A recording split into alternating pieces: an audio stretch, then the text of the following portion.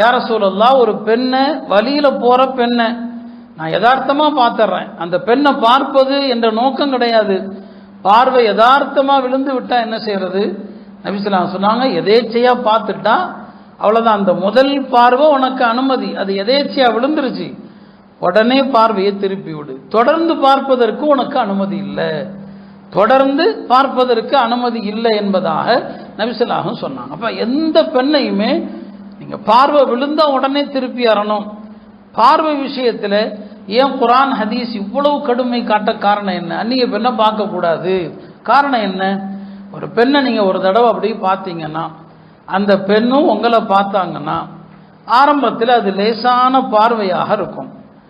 பிறகு அடுத்த நிலை என்ன? இன்னொரு தடவை அதே பெண்ணை பார்க்குறீங்கன்னா, ரெண்டாவது தடவை பார்க்கும்போது ரெண்டு பேருமே லேசான சிரிப்பு சிரிப்பீங்க, இது அடுத்த கட்டம். மூணாவது என்ன? அந்த பெண்ணுக்கு இவர் சலாம் சொல்ற அளவுக்கு வந்துடுவார், அல்லது அந்த அம்மா இவருக்கு சலாம் சொல்லும்.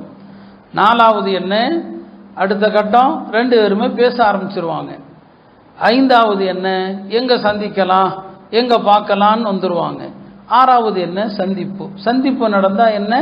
எல்லா வகையான அசிங்கமும் அரங்கேறி விடும்.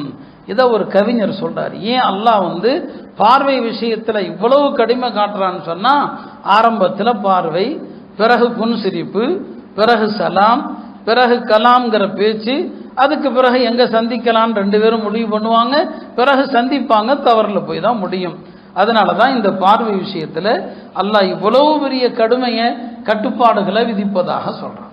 இது இந்த வசனங்கள் பார்வையை பேண்டதை பத்தி நமக்கு சொல்லுது.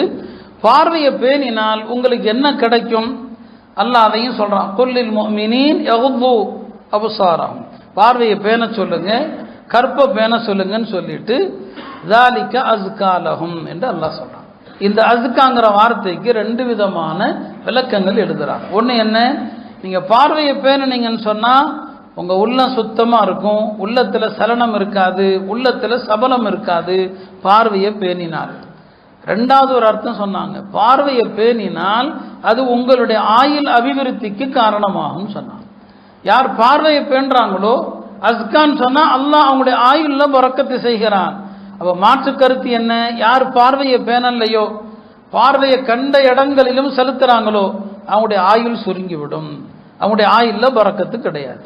அப்ப இன்றைக்கு பலருடைய ஆயுள் சுருங்க காரணம் என்ன? இந்த தவறான பார்வைகள், கட்டுப்பாடற்ற பார்வைகள் தான். அவ இந்த சூரா நமக்கு பார்வையை பத்தி சொல்லித்தருது.